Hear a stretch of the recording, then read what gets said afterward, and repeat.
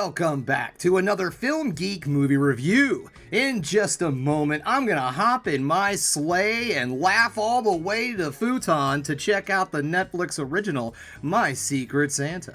My Secret Santa tells the story of a mom who wants to pay for her daughter's ski lessons, but she doesn't have the extra money. So she takes on a job at the ski resort as their Santa Claus. But here's the thing, she's a mom, she's not a man. So she dresses up like Santa Claus. Looks like we have ourselves a Mrs. Doubtfire situation on our hands, but a gender swap Mrs. Doubtfire. I feel like this was, I like the name My Secret Santa. That's pretty cool. I feel like it's probably been done before in the Christmas movie category. I feel like this was a really missed opportunity for Mr. Claus.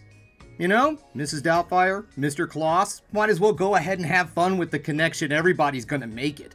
But this looks like a fun movie in all honesty, and I did not know the treasure trove of holiday movies that Netflix is. Most of these movies that I've been reviewing for this little thing that I'm doing for my mom, watching all of these Christmas movies and reviewing them, I didn't know Netflix had so many freaking Christmas movies they do every year. I thought I was gonna have to get a subscription to the Hallmark Channel.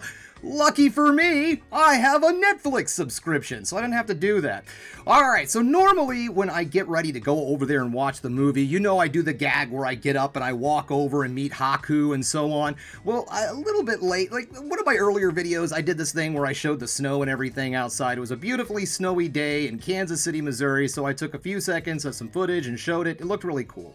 So I decided that day too, because it was such a slow day at the museum, I thought it'd be a lot of fun to show off our Christmas decorations. We're currently putting on a big exhibit called Christmas Reflections, and so I just happened to be walking through there, taking some packages from one side to the other to where I'm at, and so I decided to pull out the old camera and do a little bit of filming as I walked through the exhibit, just a little bit. So enjoy, have fun, look at the fancy decorations that are down at Union Station in Kansas City. Alright guys, so it's time for me to get over to the futon because of course my faithful feline friend Haku is patiently waiting for me, because it is also time for me to check out My Secret Santa.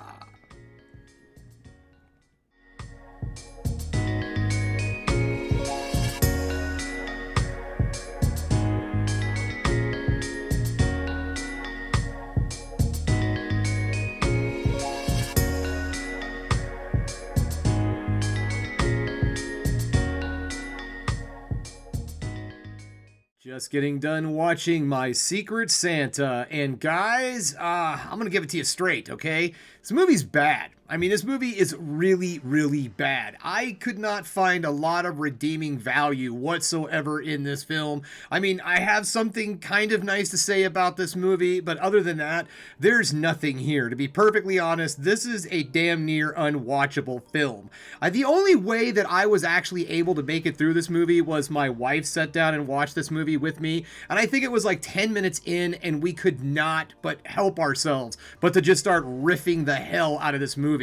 And honestly, I think that's the only way you can really watch this film. It's a perfect movie that if you just want to sit down with your roommate, your best friend, your significant other, whatever, and just have a really great time just completely riffing the hell out of a movie, this is definitely the movie for you to do during the holidays.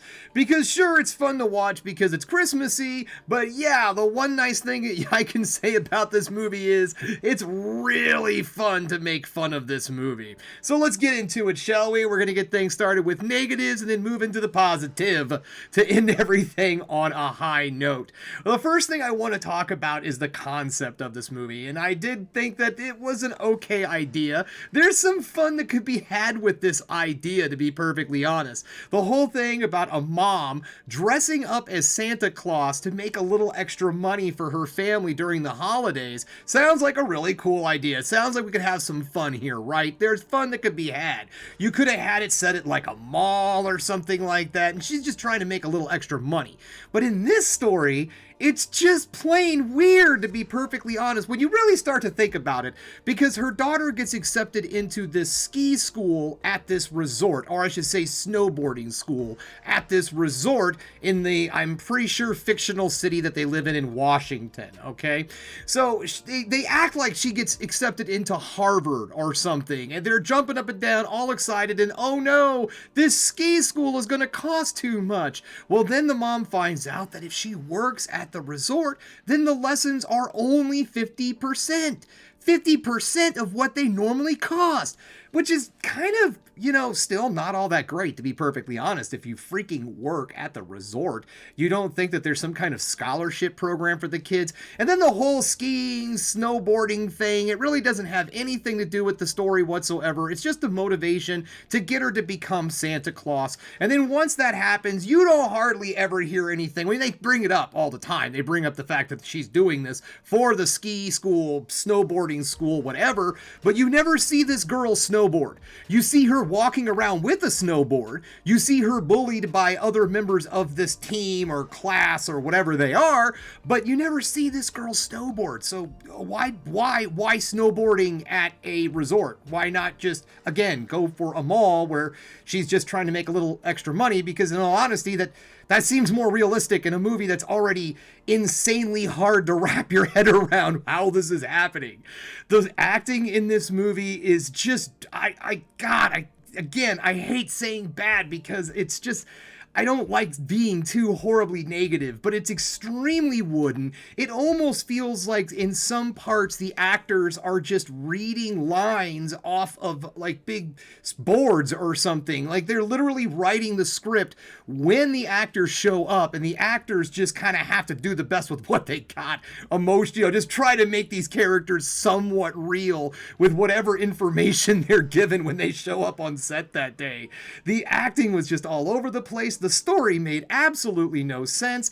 The whole thing looks like it was filmed at some kind of like shopping mall, like an outdoor shopping mall, but I guess it was a ski resort. But we were watching this and it reminded us of something like, even though it was like snowy and all, it reminded us of something like Disney Springs or something, like an outdoor shopping mall. And the whole movie takes place in this area. And it just doesn't look like a ski resort until they're out actually skiing. But then you don't ever see anybody skiing unless they're up on the hills. It's just really weird how this movie's set up.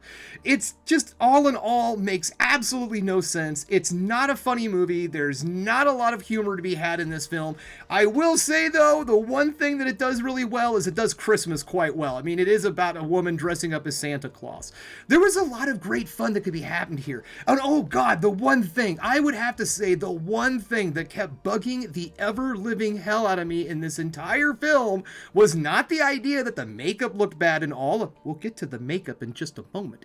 It was the woman's voice, okay? Now, I'm going to go to Mrs. Doubtfire because that's a good example. But in Mrs. Doubtfire, Robin Williams is number one, Robin Williams, so we already know the man could do voices. But they even show in the film Mrs. Doubtfire that he can do cartoon voices. He is a professional actor. In this, she's just a mom. She doesn't really know how to do all the vocal control and all it would take to do some kind of believable voice to make you think that she is, in fact, a man who looks like someone who could be Santa Claus. She just is a woman who just slightly makes her voice a little gravelly. She doesn't even try to really tone it down an octave or anything. She just adds a little gravel every now and then when she says R's or something like that. And it's like, oh yeah, okay, there you go. There's a big old fella right there, let me tell you. Okay, so that pretty much ends all the stuff that was really, really, really bad about this movie, which is just pretty much everything in general. One of the nice things I can say about this film is, okay, the makeup didn't look half bad. To be perfectly honest, she didn't look too awful bad dressed up as Santa Claus. I appreciate the fact that the movie makers, rather than just hiring an old man who kind of looked like the lead actress in this film, the fact that they actually did put makeup on her to make her look like Santa Claus and an older man, they did a pretty decent job with that, to be perfectly honest. It doesn't look too awful bad, but I will say in the scenes where the Santa Claus is just supposed to be a mask, It looks strangely like the mask from the Silent Night, Deadly Night remake that came out in the 2000s or 2010s. I can't remember right off the top of my head. And it wasn't quite a remake of Silent Night, but anyways, it looked a lot like that. I mean, the mask itself, not on the face, didn't even look like Santa Claus's face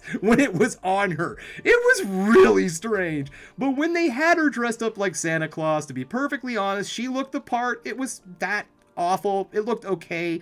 But all in all, guys, that's really all I have to say about this film that's nice.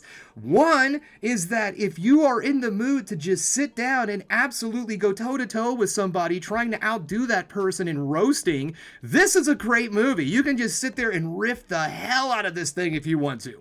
Or you can sit down with their significant other, roommate, best friend, what have you, cat, dog, get ripped out of your mind, smoke your weed, drink your booze, whatever the case may be, and just take this thing in because, my gosh, I don't think there's any other way to really watch this movie and enjoy it unless you are making fun of it or your brain is altered in some way.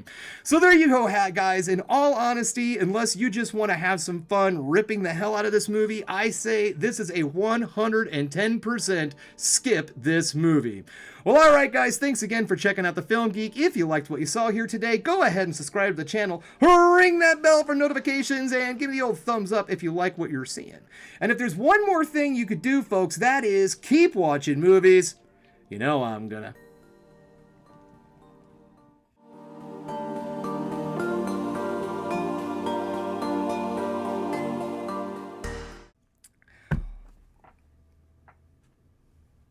What was that?